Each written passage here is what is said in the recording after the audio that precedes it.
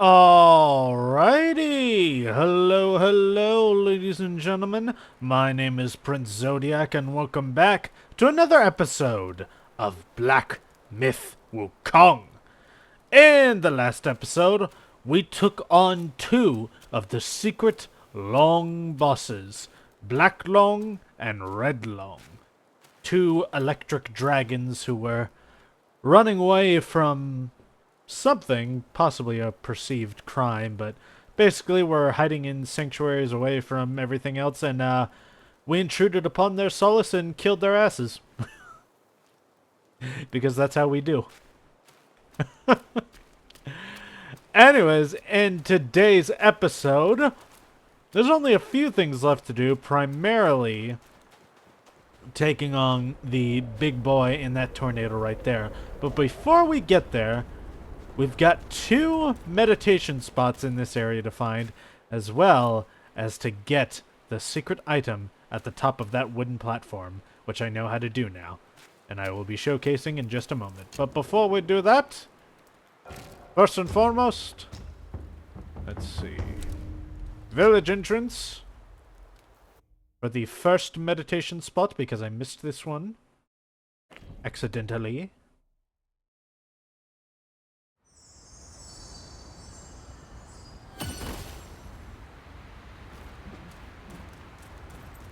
I'm going to go this way.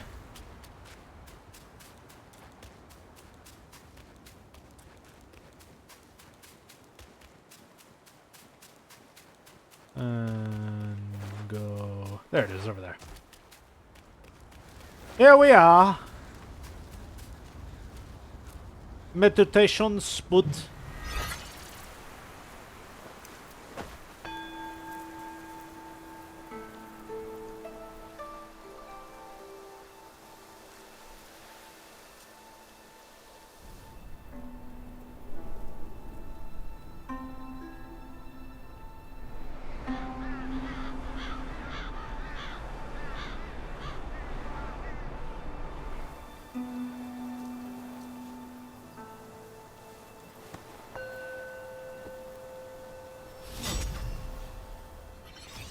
Yay! Free spark.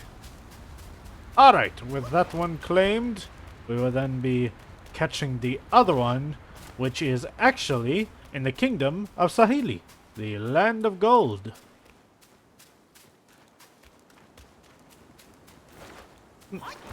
Not too hidden, well, it kind of is, because, such a big open space, I wasn't too sure if anything would be hidden there, but apparently something is. That being a hidden shrine, which I believe is at Santgate Bound. At least come from there, if I'm not mistaken.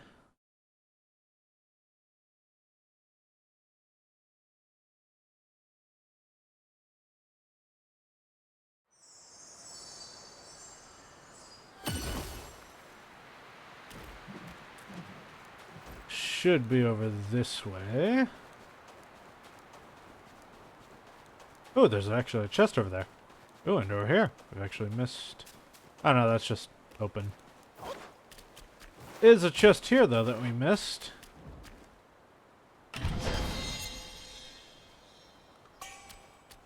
Not a voidness. And Gold Ridge Beast. Should be somewhere around here.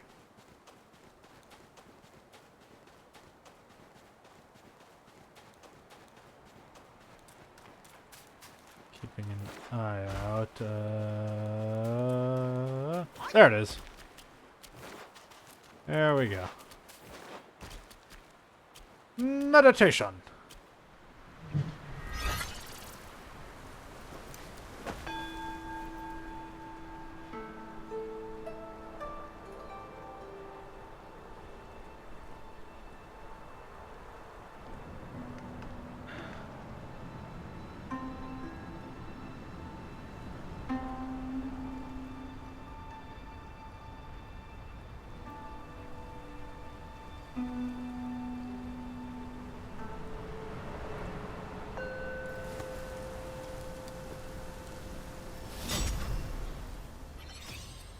And there we go. Now, while I was looking around, this area is pretty big. I was looking around. Didn't see anything else. So I don't think there's any other meditation spots to grab. I don't believe. Or, well, not meditation spots, but like any other secret treasures or anything around here. So I think we can leave this place for good. Aside from that one up there. Yeah, this place is just so big and open. Just run around all over the place. It is really pretty though. I do actually really like this spot. Just the vastness, and you kind of feel it. And then there's that huge temple or castle or whatever looming over. It's really cool. I really like this place. Alright. After that, I'm gonna go to temple entrance. And now, we are going to grab that item. Which involves using a technique that I never knew existed. Until I discovered it by accident.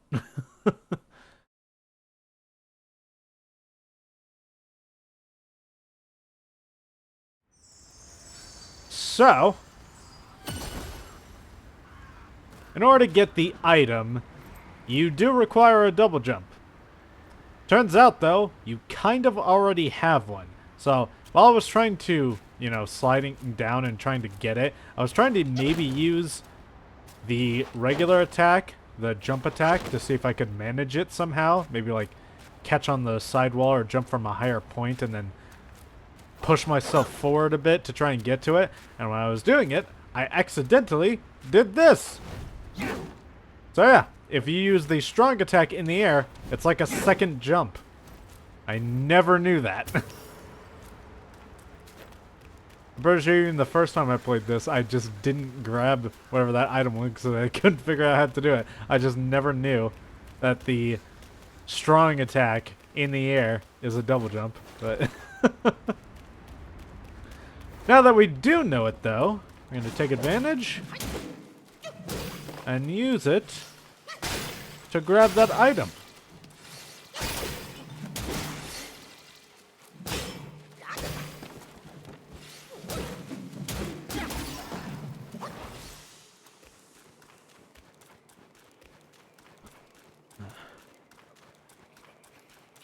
This one. Some of these guys.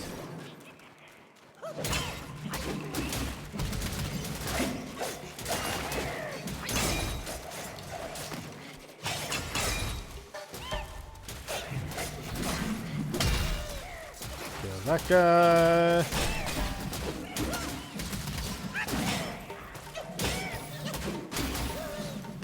Yeah. All done. Alright. Now, let's give this a shot. Oh, nope, damn it. Timed it wrong. Jump too late. Travel. Temple entrance. Forget if traveling resets enemies. I think it does. I know resting does. I just don't remember if traveling does. Well, we're about to find out.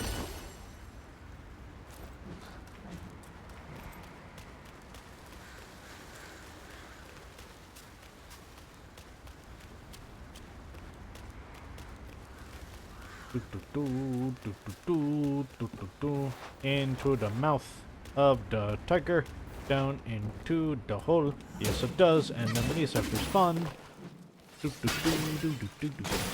Destroy the teacups. Get some extra will. Kick this guy's ass because he's an asshole. And go ahead and die, zombie dude.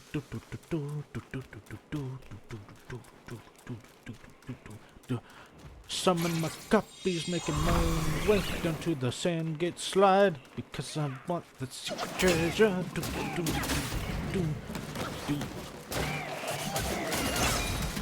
Annoying little dudes all together in a team. They're a pain as you deal with without your clones. That's why you fight them with your clones.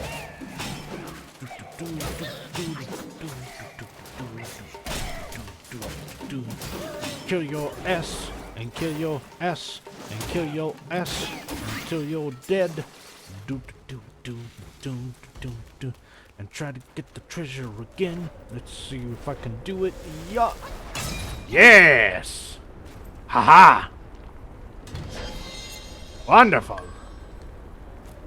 Tiger relic, drinks and soaks. Very good. Alright. Let's see what we got.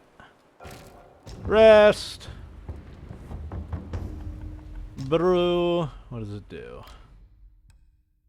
Tiger relic used in the gourd minorly increases critical hit chance for a short duration. Yeah.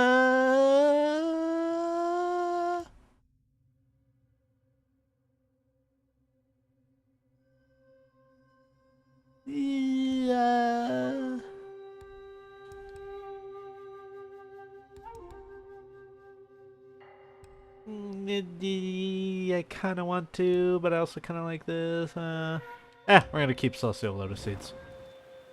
Just cuz. Oh wait, self-advancement though. Let me do that.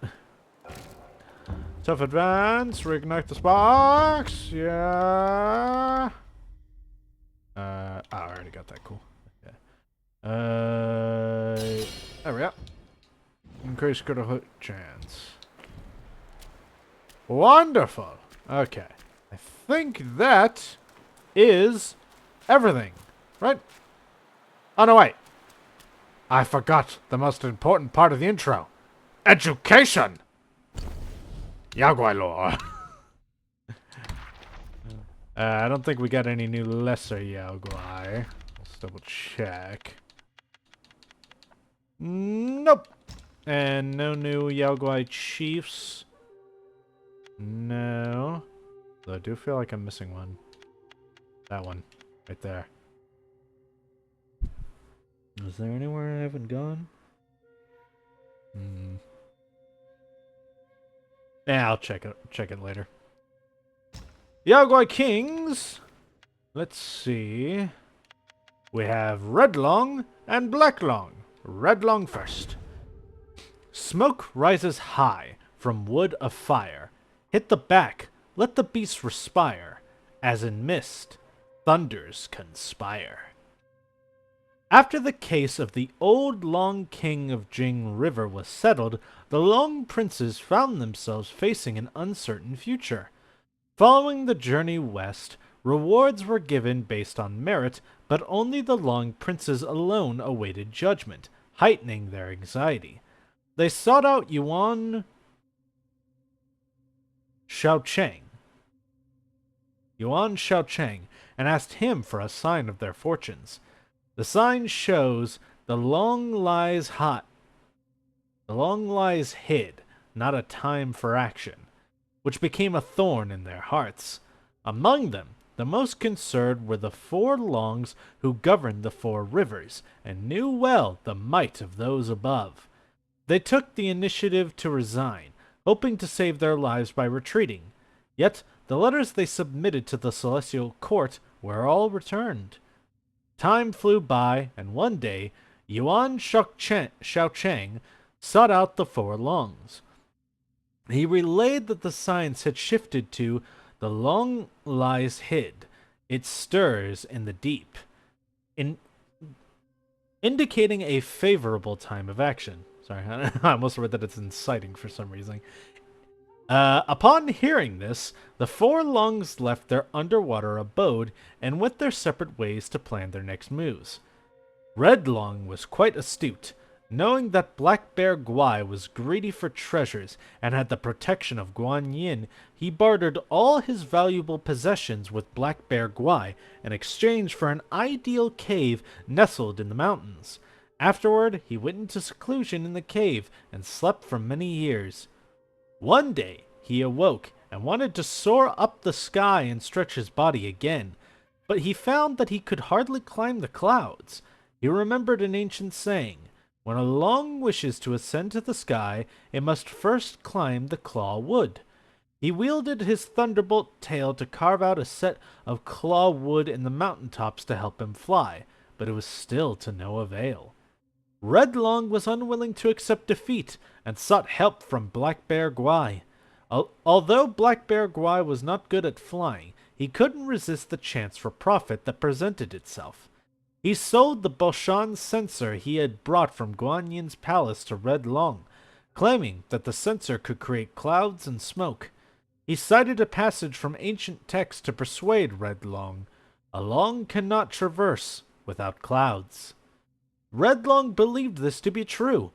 He embedded the censer on his back and burned his will to forcefully create smoke from it. When one censer was not enough, he added another. Each time the censers emitted smoke, they greatly consumed his will, yet the help they provided was very limited. Although Redlong could use it to fly again, the flight could never compare to that of the old days. He could only reside wearily among the clawwoods. Alas, to think that the world harbors such vexing realities. A skill once mastered can fade with negligence. Such is the nature of all knowledge. If not applied, it withers away to nothing in the end. How lamentable. Let's see. So, Old Long King had some case settled, and I'm guessing his four sons, the four princes, were worried about what would happen to them, and so they booked it. I'm unsure if this case of Old Long King is original to Journey to the West, or to this game. Considering everything that's going on, I believe it's probably original to Journey to the West, though I'm unaware of it. Maybe we'll get more context as we fight more Longs. With iron whiskers and devouring lips, twin hammers held in fierce embrace, lightning sparks powerful force, and thunder's roar, he holds his place even. Not praise, place. Long had the fisherman beside the river G spoken of a black long, dwelling far beneath the waters in the 9 depths. Upon its neck rested a pearl of wisdom, said to grant great enlightenment to any who held it, a prize beyond the worth of gold. Many had braved the depths to find this fabled gem, yet few had been fortunate enough to return. With bitter tears they told of the perils below, of returning with nothing to show for their trials, and worse, of facing the wrath of a fearsome Long Prince. Armed with twin hammers that summoned forth the fury of thunder, the prince could smite those before him, leaving nothing but dust. Long ages passed, yet still there were those who sought the pearl. Among the people, it was whispered that when the river G burst its banks and the waters rose in wrathful flood, it was surely the doing of the Long Prince. His wrath roused by the trespassers of those who sought his treasure. In hopes of appeasing him, they built a grand and splendid temple where they offered worship and tribute to the Lord of the watery depths. Then came a day when a young man arrived, clad in a midnight hue, with a necklace of moon-pale stones around his neck. He named himself a master thief with skills beyond compare. Though all cautioned him against earning the Long Prince's wrath, he paid no heed. With a single, swift dive, he set his course for the Long's palace. To his surprise, he found the palace strangely silent and empty, with no sign of the soldiers he had expected. A heavy sense of desolation hung in the air. Puzzled, he went to seek the sea treasury and saw a sturdy, tawny-skinned man sitting among piles of chests, his brow furrowed in worry. At the sound of his approach, that man, who turned out to be the Long Prince, stirred, dug a string of pearls from a chest, and tossed them on the ground. The pearl of wisdom you seek is not mine to give, he said in a weary voice. Take these if you must, and go. Surprised, the young man asked, The people on the shore spoke of your fierce temper, of how you strike men with your thunder or flood entire lands for the smallest slight. The long prince shook his head. The flesh of mortals holds no savor for me. Think you that I am some petty yaoguai to wreak havoc at my own whim? No, I would not dare to call forth the smallest storm, save at the bidding of those higher. Idle talk, all of it. My own sire was condemned to the bite of steel for one trifling error. We Longs, though our hearts are true as any, are treated with such injustice. The young man said, I have heard of the Long King's plight, a grievous injustice indeed. Is it for his sake that you find yourself in such reduced circumstances? Seeing he was no mortal, the Long Prince said, Precisely. I have no wish to meet my end upon the long-slaying terrace. I asked a fortune-teller, and he said if I hide well and kill some westbound monkey, I may yet atone for my misdeeds and restore my honor. The young man pondered this. A fortune-teller, you say? It was the words of a fortune-teller that led me to this place. There might be some strange design at work in this meeting of ours. Why not go with me to where I come from? It just so happens to be on the very road that leads to the west. The Long Prince was overjoyed, but the young man added, I ask no small price, however. All the treasures in your hoard, they must be mine.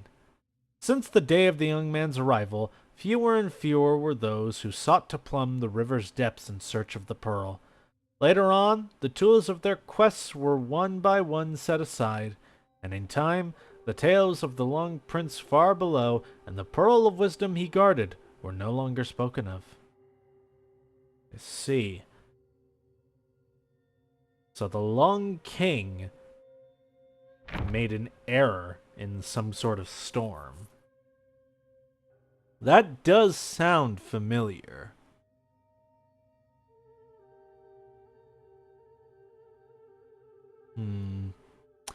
I don't think I know that tale. I can look it up at a different time. Or at least see if I can get some context. Right! That is it for our Yaoguai education today, then. Now all that is left is to confront the Yellow Wind Sage.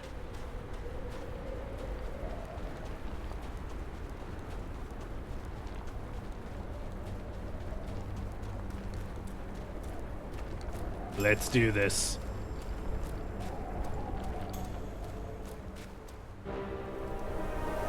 Besides every sage, a villain resides. Beneath every mountain, an abyss lies. Where disparities persist, bloodbaths may arise. I cannot escape, and nor can you! Yellow Wind Sage.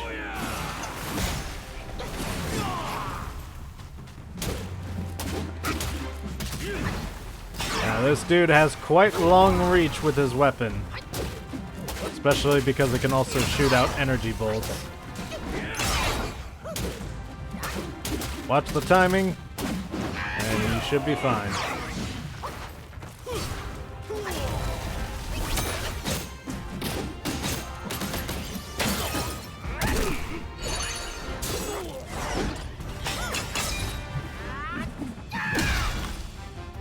Yeah.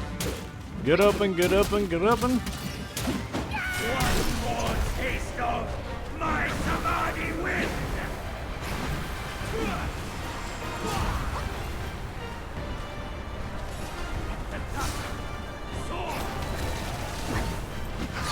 This part can be a little bit tricky. But it's the same combo every time, so... Well, not the same, but like... you'll see what I mean if I have to do this again. Ooh! Yeah, he's got... he's got quite a few attacks that, if they catch you, it combos.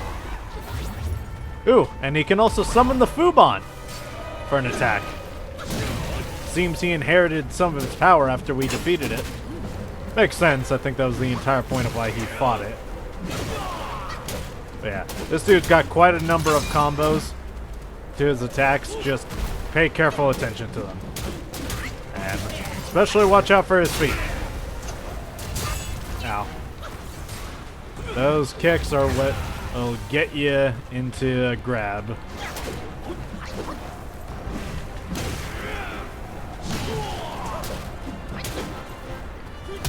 Ooh. See, like that.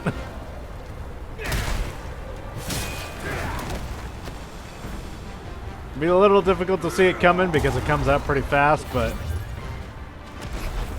pay attention, you should catch it. Ooh. Ow.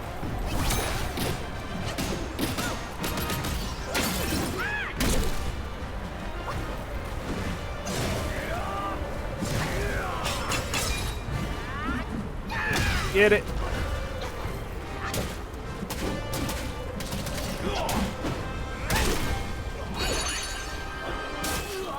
There we go.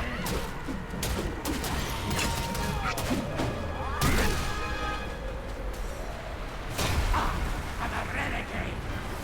They will never forgive. So be it. Come! Yeah, and he'll start summoning little tornadoes, which those can hit you with that wind effect. Ooh! Ow.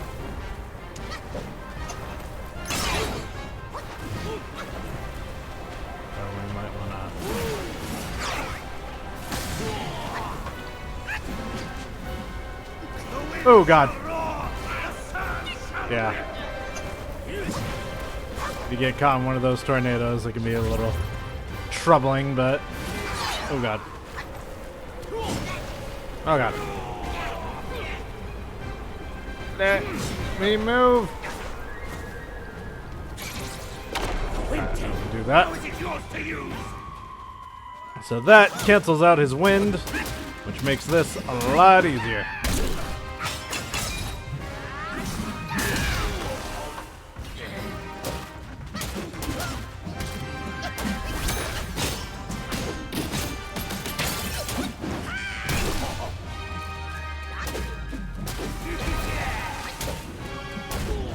Ooh! Wow, I got him first try. I remember this taking me a bunch of tries. You disciple, you're a fool. You stole Erlang's spell and snatched the great sage's relic. You even took your master's heed. Just for a short reign over this barren valley.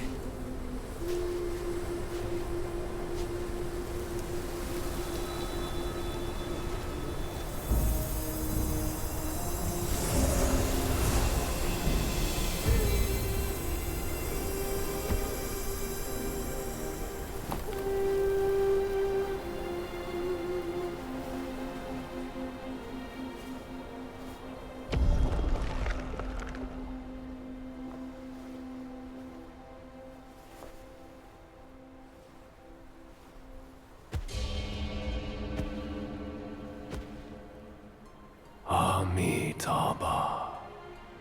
I am Bodhisattva Lingji of New Mount Sumeru, the warden of this rat. After the great sage's passing, his sixth senses were scattered across the mortal realm. This thieving rat chanced upon one of them, yet hindered by his meager might, he could not absorb its power. Thus he schemed with wicked intent. A victim of his deceit, I had my head taken by him. The sense requires such a grand container to release its power. I should bear the blame for his reign of havoc upon this ridge again.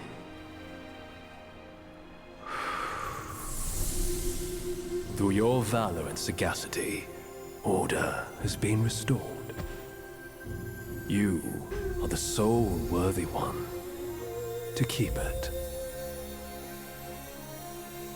Please, keep it secure in my stead.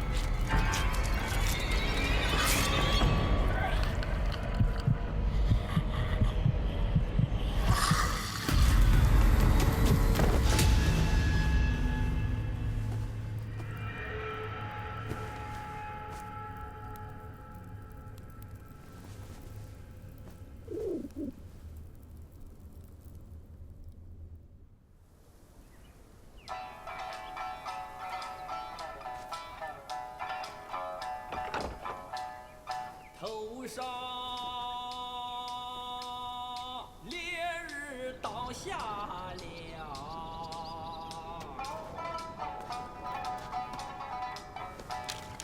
这就一怪来到。 Men, beasts, Buddhas, Yaoguais. Each of them bears a distinct root from birth, superior and inferior. None should disturb what's decided. Am I right, Sun Wukong?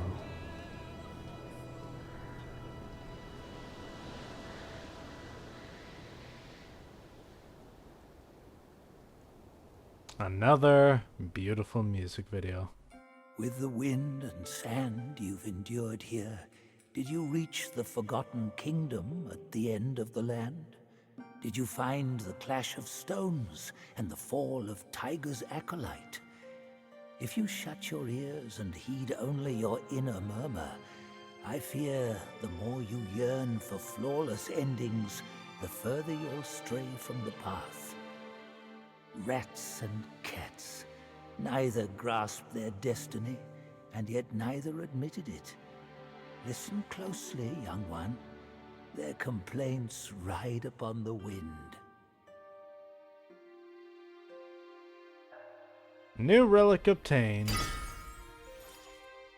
Take a look at that later. We got up a level. Got quite a bit of will. And some good items. Tamati wind agate. Cold iron leaves. Silk. Refined iron sand. The last one that we needed for that one weapon. Yaoguai core. And mine core. Wonderful.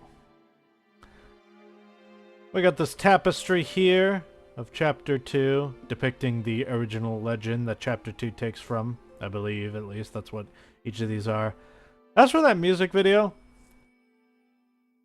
I don't know. Unlike the Chapter 1's music video, it wasn't really showcasing the tale of Chapter 1, or at least how it came to be. So, I'm not really sure what connection it has to it.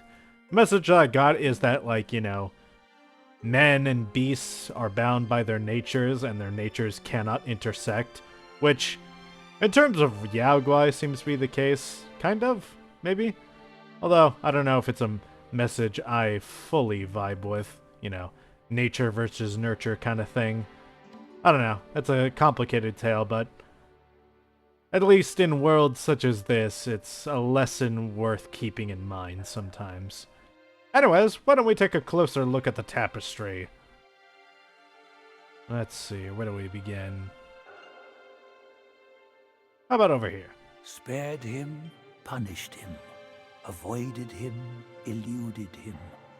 Master's grace taught, disciples' plot sought. His golden long staff meant nothing once mortal compassions took root. Bodhisattvas too could fall in this way. Well, I believe in this, the Rat King, Yellowwind Sage, sought to rule over Yellowwind Ridge. Though, I think it was first that he got his hands on one of the 6 senses of the Great Sage, and he needed a container in order to wield its power. That container needing to be something powerful like a Bodhisattva. So he sought to become the student of a Bodhisattva to deceive and trick him.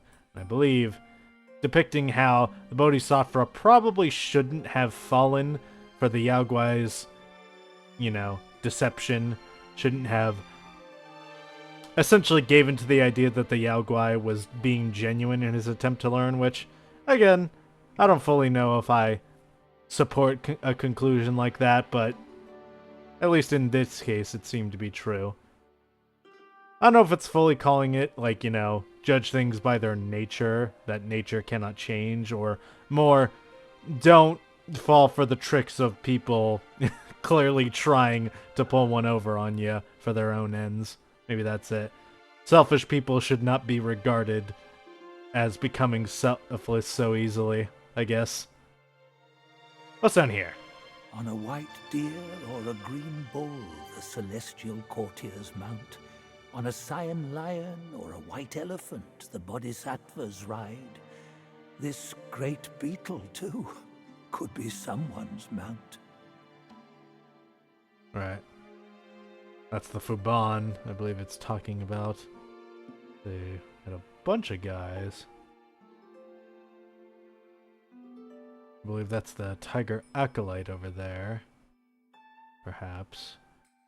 Let's see, we got the 2-headed rats, the Tiger Vanguard. They could have put their belief in anything, yet they chose a Yao Guai. Those who deny the rules must suffer the wrath. So I believe it's Heaven's rule that Yao Guai should not be worshipped. Which seems to be because Yao Guai are bound by darker, selfish natures. I don't know. Kind of just its thing. There, I believe that's the yellow-robed scribe, although he seems to be wearing red here. Interesting. No wind wrought such destruction here. The Samadhi wind brought only malice here. Vajras and Arhats before the yellow wind shivered. Mounts of bodhisattvas, a lion cyan and an elephant white, in fear quivered. A wicked Yao Guai of fierce might followed a discerning master. It was his blessing, but also became his curse. Let's see. Yeah, there's still something that confuses me even with this whole judgment of natures. If these guys are so destined to be bad, why are they always so interlinked with the Heavenly Court, like Guan Yin and stuff? Like, Black Bear Guai, he belonged to Guan Yin. If these guys are so meant to be evil, why the hell are they also the servants, so commonly the servants of the gods? Is that like trying to improve them and it's just not working or something, or what?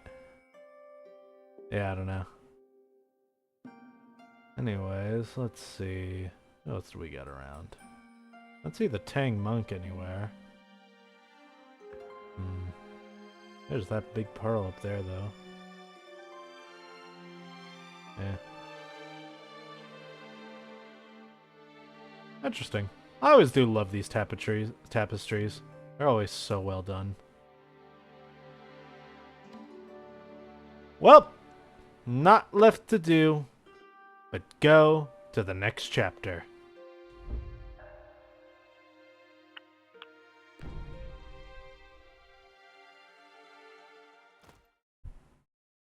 Chapter 3, White Snow, Ice Cold.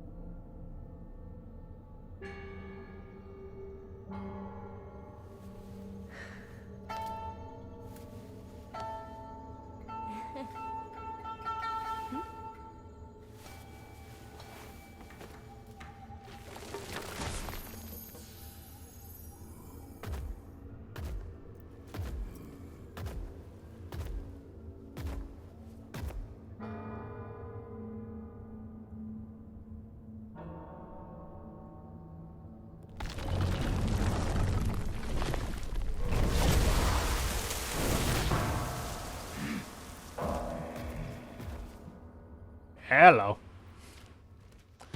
Certainly an interesting way to make an entrance.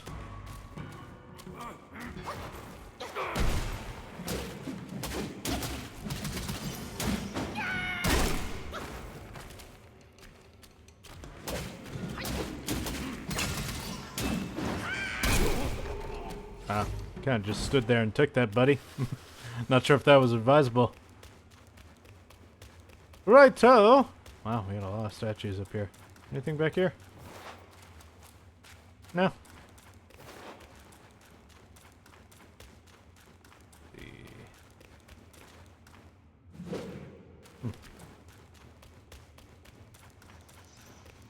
Little Buddha man ain't doing nothing.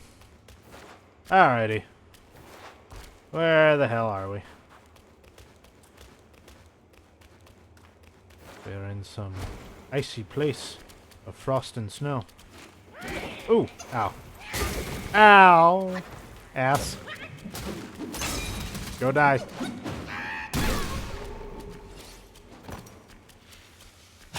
Dumbass taking flight. Ain't escaping me. Big smack. Take that. Give me that treasure. Third a piece of gold and refined iron sand. Wow. Getting that resource in good amounts now. Oh, we could go that way or we could go this way, I guess. What's this way? Nothing. Okay, never mind. We go this way then. Try to find a shrine. Take it where you like. In the ice cold. Bet dudes don't wanna mow. Ow. Please die. Ow. You stupid little. Come here. Die. Yeah, fall to the ground. Hey, Frosty. I'm covered in snow. Absorb. Well. Snow Hill Path.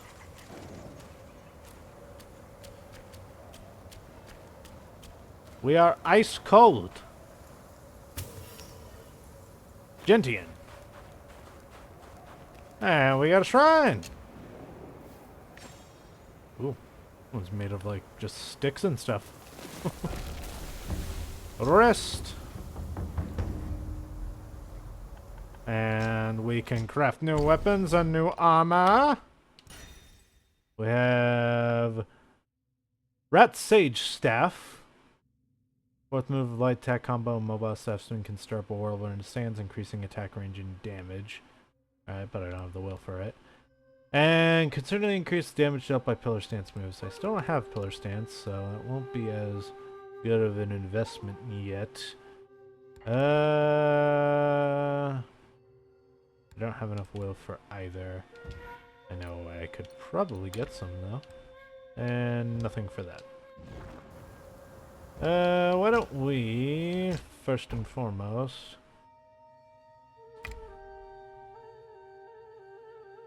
Yeah, sure. There we go. And we also have new armor. Monastic Insect Hat. Upon taking medicine, grants considerable focus and increase the duration of all medicinal effects. Definitely 35 to 48. Ooh. Yeah, wait.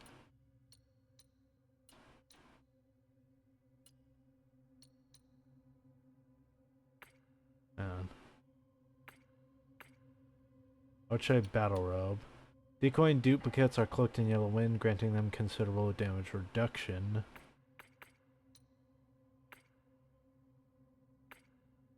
In 19. Consuming a focus point, moderately increased critical hit chance for a short duration.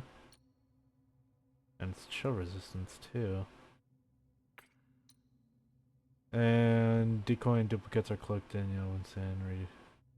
It does have chilled resistance, which is going to be useful here, so yeah, we'll grab these. And then